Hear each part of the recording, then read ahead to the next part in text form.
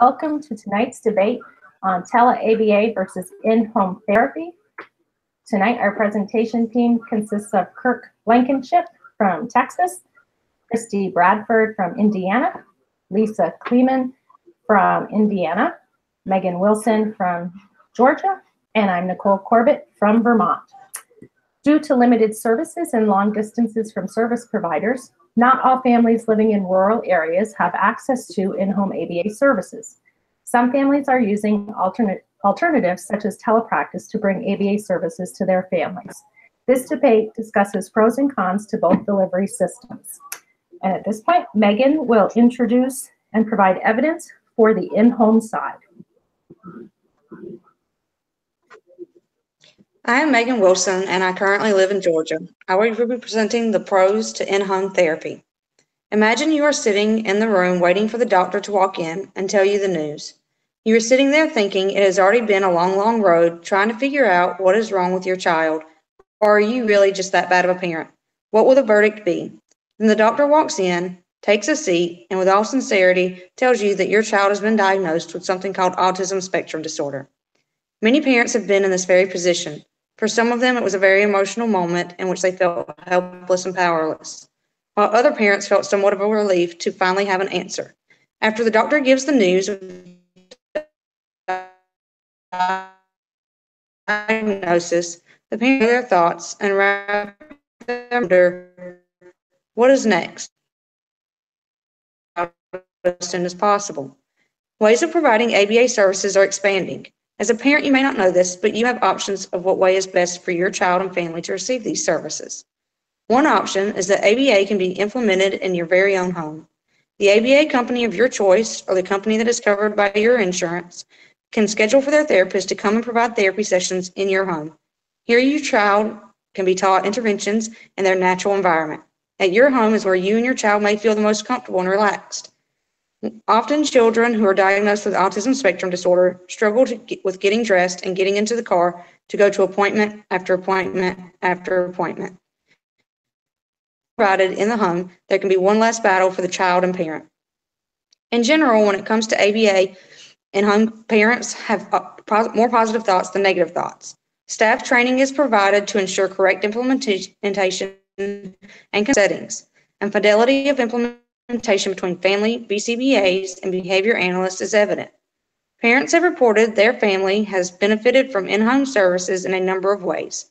Although people who experience the same thing often have different perceptions, mothers and fathers show very few significant differences between perceptions of in-home services. It is safe to say that there is no burden on the family as far as the family having to spend time and money on traveling to appointments at offices and having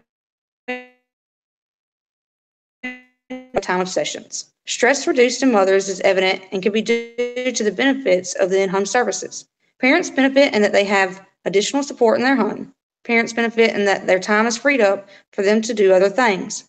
Parents benefit in that they increase their social network.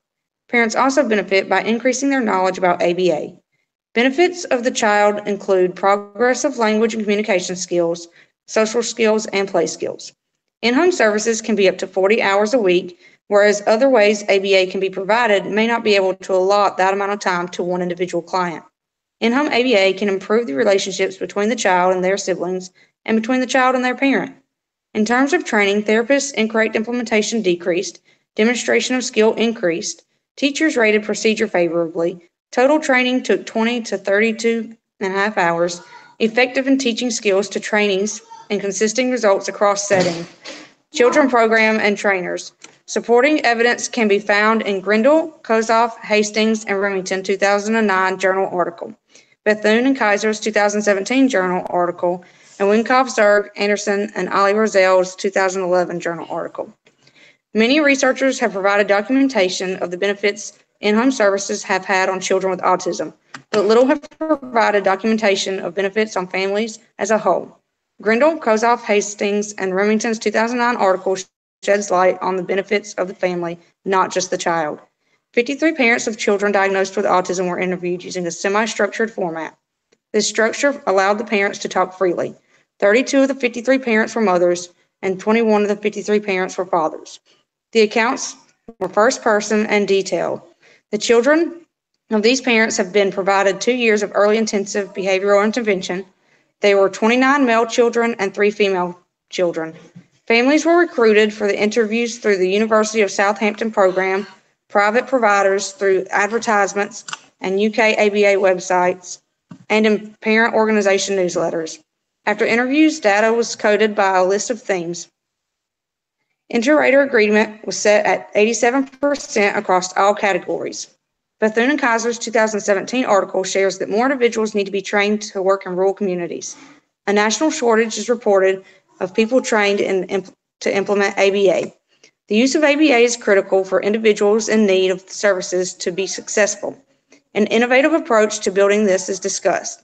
There is collaboration between the university and local community to build sustainability. ABA coursework that needed to can overlap the psychology's graduate program and the educational foundations and exceptionalities graduate program to meet these needs. Special educators often use ABA procedures anyway. The educators within these departments have a shared vision to support each other.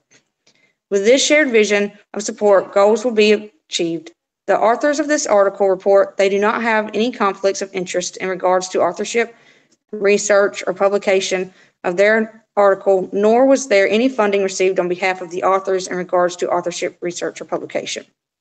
Winkoff, Serg, Anderson, and Ali Rozel's 2011 article reminds us that the success of procedures depends on fidelity of implementation and proper training that therapists receive. For this study, 4 participants were monitored over a 3-month period using changing criteria and design. Of the 4 participants, there was a 56-year-old Caucasian graduate female, 34-year-old Arab Middle Eastern graduate female, 19-year-old Caucasian undergraduate female, and 23-year-old graduate Caucasian Hispanic female. The study was done at an autism treatment program that's nonprofit. Skills were measured using a checklist developed. Inter-observer agreement ranged from 82% to 100%. Assessments were given at the beginning and ending of sessions. Participant satisfaction questionnaires were given and evaluated by a third party as to where anonymous results were provided to researchers. All participants increased correct implementation after training and showed an increase in skill demonstration.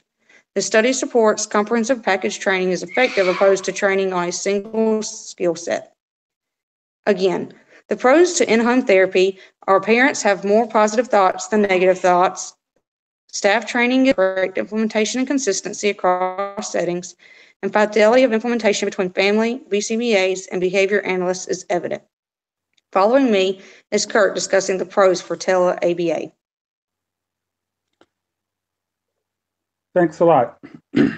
I'd like us to think about also if the parents that you described who found out that their child had autism were given the option of in-home therapy or therapy in a center, and there were no in-home therapy providers located in their area, and the nearest center was a couple of 100 miles away.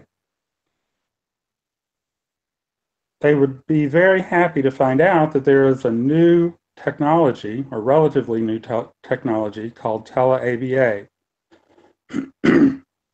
Tele-ABA is an emerging ABA delivery option utilizing telecommunications and internet technology to make ABA interventions and services available to those who may find accessing traditional in-home therapy difficult or impossible due to geographic location or, in some cases, economics.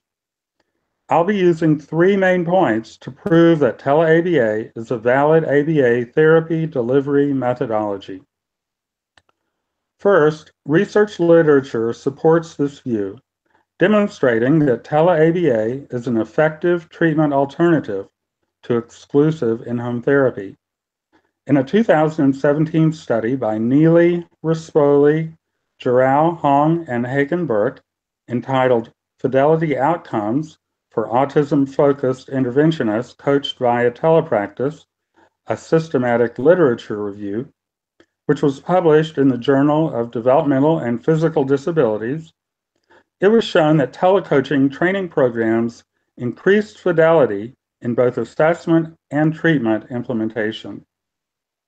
The 2013 study, Functional Communication Training via telehealth to reduce the problem behavior of young children with autism, published by Wacker, Lee, Padilla, Dalmau, Koppelman, Lindgren, Kuhl, and Waldron in the Journal of Developmental and Physical Difficulties, showed that parents trained remotely by behavior analysts through tele-ABA conducted both functional analyses to identify the function of problem behavior and functional communication training matched to the identified function of the behavior, which reduced problem behaviors an average of 93.5%. The study showed that the procedures trained were quickly acquired by both the parents and parent assistants who had no previous ABA experience. In the 2017 study, Virtual Care Delivery of Applied Behavior Analysis Service to Children with Autism Spectrum Disorders and Related Conditions, conducted by Peterson, Piazza, Luzinski, and Fisher, and published in the journal Behavior Analysis, Research and Practice, Peterson and colleagues showed that tele-ABA related developments, such as web-based hardware and software, allow improvements to typical in-home therapy. These improvements include web-based file sharing, which allows concurrent access to data sheets and other materials, observing in real time and natural settings, extended recording times to gather additional data, providing immediate feedback to technicians implementing interventions and demonstrating correct implementation of interventions. In addition, Peterson and colleagues showed that virtual care delivery improved delivery of services at empirically supported intensities or dosage levels. Second, since literature suggests that tele-ABA is an effective treatment methodology, and BACB Code Section 2.09A states that clients have a right to effective treatment, that is, based on the research literature and adapted to the individual client, then clients have a right to tele-ABA in cases where it is potentially a viable alternative to exclusive in-home therapy. In fact, BACB Code Section 2.09A, which states that behavior analysts always have the obligation to advocate for and educate the client about scientifically supported, most effective treatment procedures, indicates that behavior analysts are obligated to educate themselves and inform their clients about tele-ABA in cases where tele-ABA may be indicated. Plus, they are obligated to push the organizations they work for to make these services available or suggest their clients seek tele-ABA elsewhere. Finally, people with autism live in both urban and rural areas. And whether urban or rural, some clients may find exclusive in-home therapy unaffordable. In these cases, tele-ABA can still provide needed services because of its long-distance implementation capability and cost-effectiveness. This is supported in the aforementioned 2017 Peterson and colleagues virtual care delivery study, which showed that telepractice can address the disparity in service availability for students in rural areas by allowing them access to providers located far away. The BACB Code, Section 2.08C, drives home this point, supporting tele-ABA's inclusion in all BCBA's toolbox of effective intervention methodologies by stating, in those instances where more than one scientifically supported treatment has been established, additional factors may be considered in selecting interventions, including, but not limited to, efficiency and cost effectiveness, risk and side effects of the intervention, client preferences, and practitioner experience and training. So again, the three main points are tele-ABA is an effective treatment alternative to in-home therapy according to research literature. clients have a right to effective treatment, and due to cost effectiveness and long-distance implementation capability, tele-ABA provides effective intervention to many clients for whom in-home therapy is cost prohibitive and/or geographically impossible. Now I'm turning it over to Christy for the attack on in-home therapy. Thank you, Kirk. I'm Christy Bradford from Indiana. I will be presenting the cons to in-home therapy. Yes, there's many pros to in-home therapy. It may be a great alternative to dropping off to the therapy location. It can help families with transportation issues. And for parents who want their child to stay in the home, their child can receive therapy there at home. However, there are some issues that can happen with in-home therapy. The first issue that I want to discuss is BACB Ethics Code 106, multiple relationships and conflicts of interest. Often the home-based therapy occurs in communities where everyone knows each other. When this happens, it causes an increased risk of ethical dilemmas, such as students who attend multiple programs encountering the same BCBAs and therapists in different settings. In rural areas, BCBAs and therapists are often asked to work for no pay, or to work for trade of an item for the therapy. Parents become comfortable with the BCBA and the therapist who are in their home on a daily occasion, and then this turns to the family inviting them to dinner, vacations, and also gift giving. Parents may have positive thoughts about in-home therapy, but the second issue that I want to discuss is the restraints that in-home therapy puts on the family. The therapist can be in the home as much as 9 hours a day, Monday through Friday. All of the materials that they need are kept in the home, making the family find a place for them to be kept, even when the therapist is not in their home. There's an increased risk in the stress level for the families because of this, as well as when a team of specialists come into the home for a significant amount of time discussing their child. The high cost of the program can create a larger financial burden on the family. In-home therapy puts restrictions on the family's privacy by individuals being in their home on a daily basis, which also disrupts the family's normal routine. Lastly, for parents, having an in-home therapist can impact the relationship between the two of them. For the siblings, they receive less attention than their sibling with ASD, who's receiving the in-home therapy, and then their limited access to different areas of their own home. BACB Code 504, Designing Effective Supervision and Training, is hard to do when there's not staff consistency. This is the third issue I'd like to address. Staff consistency and training, as well as the supervision available to the therapist. BACB Ethics Code 9, Treatment Intervention Efficiency. The turnover rate of therapists is high, making it difficult to recruit and then keep therapists. This causes problems with the consistency provided for the in-home therapy. With only 1 or 2 therapists trained on a particular home program, if one of those individuals becomes sick, then there will not be therapy on that particular day. And then this also puts a restraint on the family to figure out what's going to happen for their child when they're at work or already have their day planned out, which included the therapist being in their home with their child.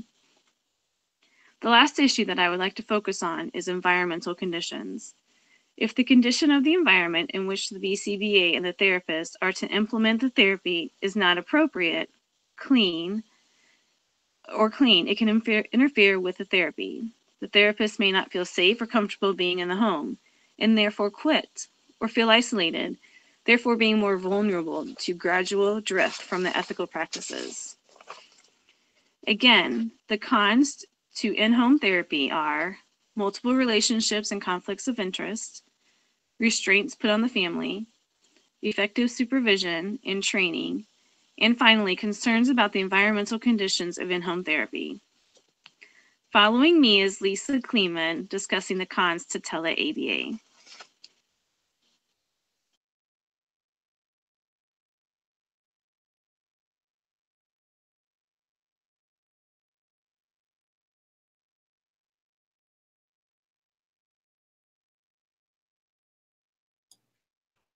Lisa, check your microphone.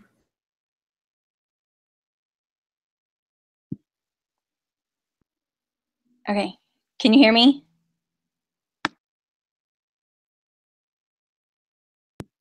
Can you hear me? Can somebody wave? Okay, or not. All right, sorry about that. Thank you. Hi, my name is Lisa Cleafman, and I'm from Indiana, and I will be talking to you about the cons of using tele-ABA. Like Kirk mentioned, the cost effectiveness of doing tele-ABA may seem like a great option, but those options may not be as effective when it comes to providing effective treatments to clients. When it comes to providing services to clients with autism, tele-ABA may be a treatment option. What families need to be aware of is with tele-ABAs, what limitations it may have for them. Tele-ABA does have many things that need to be taken into consideration that can cause an issue for the family.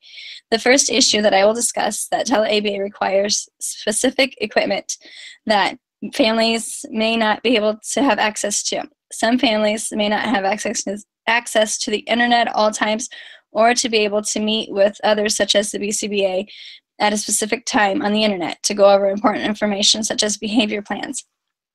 Practitioners and families need to be aware of file sharing and how they are sharing important and confidential information on the internet, such as clients' personal information. With computer hacking being on the rise, files need to be protected so that clients and families' information are well protected and not being shared to others without permission. If file sharing is not taken seriously and files are being shared haphazardly, this can be a violation of Ethical Code 8.04 with media-based services. The second issue that I want to discuss is that tele-ABA being a new therapy option, not much research has been conducted on it. Many of the studies that are out there only provide treatment over a shorter period of time, such as one study conducting functional communication telehealth to reduce the problem behavior of young children with autism was done on an average of 13 weeks. This was not enough time to be able to see some results or the long-term effects of this type of therapy. Also, with the studies that have been conducted, most only look at providing tele-ABA services for children. With the study that I just mentioned, participants were between the ages of 1.3 months year old to 16 years old. This does not provide much data for whether or not older clients and adults could benefit from tele-ABA services. Because there isn't a lot of data out there, it is important to not exaggerate the data or falsify claims that telehealth is better than in-home. By reporting wrong claims or data, that is a violation of Ethical Code of Conduct 9.09, accuracy and use of data. The last issue that I want to discuss is the quality of services in providing effective interventions, which may be decreased for clients. With services being conducted over the internet and phone, the effectiveness of interventions may be decreased as opposed to those as in-home therapy or in-clinic options. According to one such study that involved clients with severe feeding problems who were receiving telehealth-related services, some of the clients were not able to continue telehealth services. The article also stated that caregivers and technicians may find the techniques cumbersome, and the children of those caregivers may be better served in a clinic-based day treatment program. Treatment fidelity can become an option when practitioners are not trained properly when using tele-ABA as an option for providing interventions. This could be a violation of Ethical Code 2.09, treatment intervention efficiency. According to another study, fidelity outcomes for autism-focused interventionalists coached a telepractice. A systematic literature review states that practitioners should continue to rely on face-to-face training when feasible and supplement with telepractice when necessary. The ease and cost effectiveness of tele-ABA may seem like a great option, but these issues that I discussed should be taken into consideration.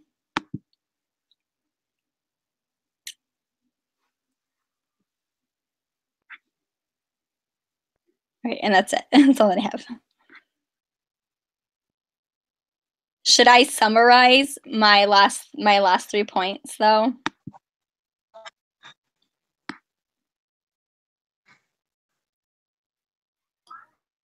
Yes, I just put your slide up, so I'll do that Okay. at the end, and then you can summarize it. Okay, so tele-ABA requires specific equipment for individuals involved, and then with tele-ABA being a new therapy option, not much research has been conducted, and quality of services and providing effective interventions may be decreased for clients. Okay. And then now I'm done. So Megan, at that point, do you want to step in and just start the salvage for in-home? Yeah. Do you want me to introduce you? Christy mentioned that. Okay. It doesn't matter, I guess, as long as I know when she's ending. You're on.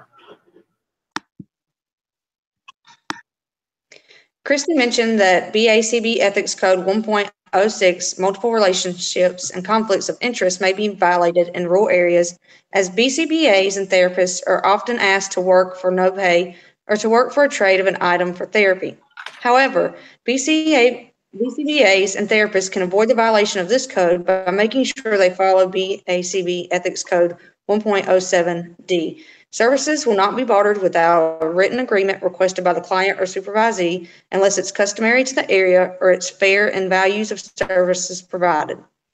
Often with in-home sessions, parents do become comfortable with the BCBAs and therapists who are in their home on a daily occasion, which can cause the family to feel connected to them enough to consider them part of the family. The family may invite them to dinner, vacations, or try to give gifts. However, with proper schooling and training, a BCBA and therapist will maintain their boundaries at all times. If materials needed for therapy being kept in the home, even when the therapist is not there, is inconvenient for the family, other arrangements can be made for storage of materials.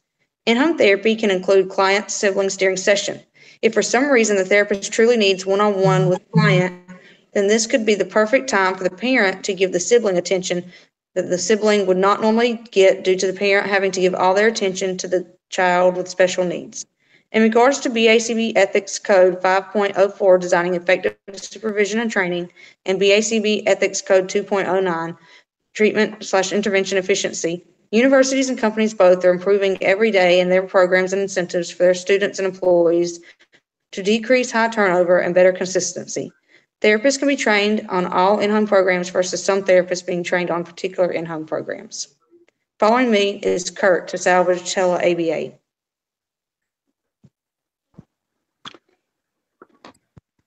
Okay, the items Lisa mentioned are not unusual concerns about tele-ABA.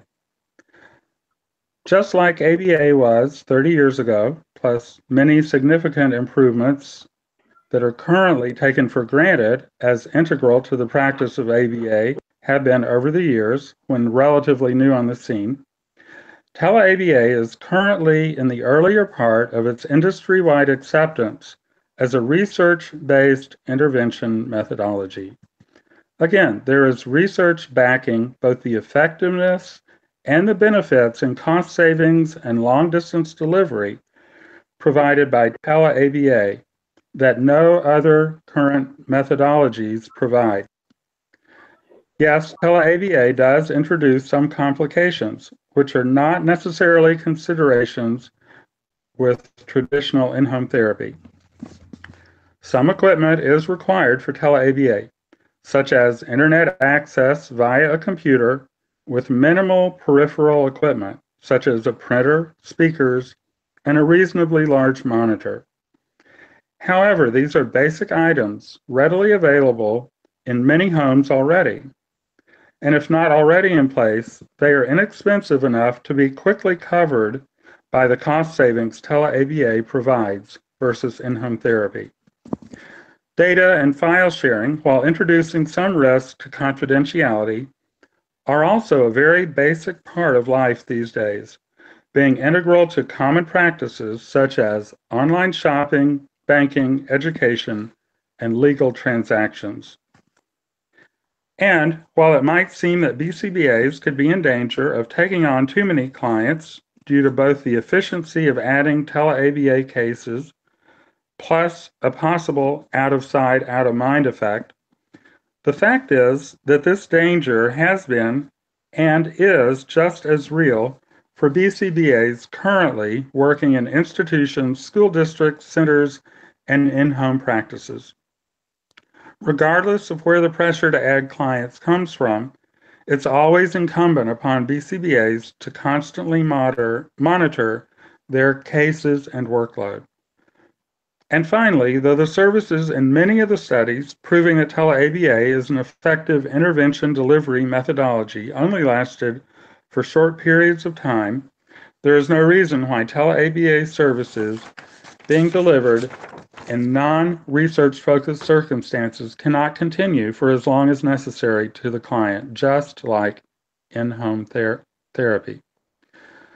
The fact is that even though it's new, tele-ABA is here, has been proven to be effective, and continues to be refined and studied. Tele-ABA is here to stay. And now I'm going to turn it over to Nicole, I think.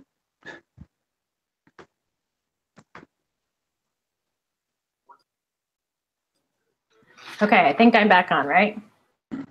Yes. So at this point, we would just kind of conclude and then launch into the 2 questions, which I realized are not on my slides. So I've been kind of like going to her email and pasting them in as we were speaking. I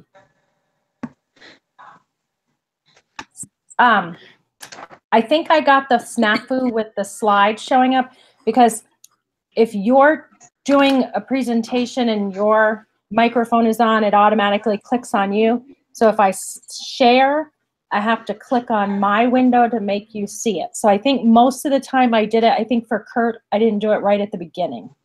So I think his slide showed up eventually. But that would be that. Great. So I think we were at 31 minutes, and that's without even having the questions. So I think we're good on our length.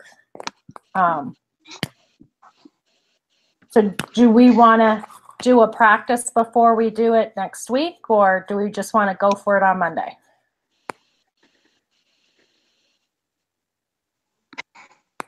I wouldn't mind a practice, but I mean, it's up to you guys. It doesn't matter.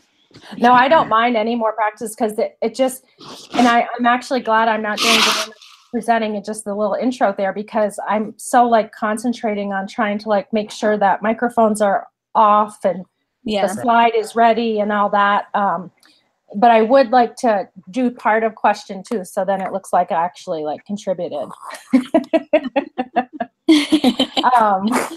So that I wouldn't mind, kind of finalizing that and summarizing that up, and then being a little ready to at least practice the 2 questions. So I'd be fine with more practice. Yeah. Yep.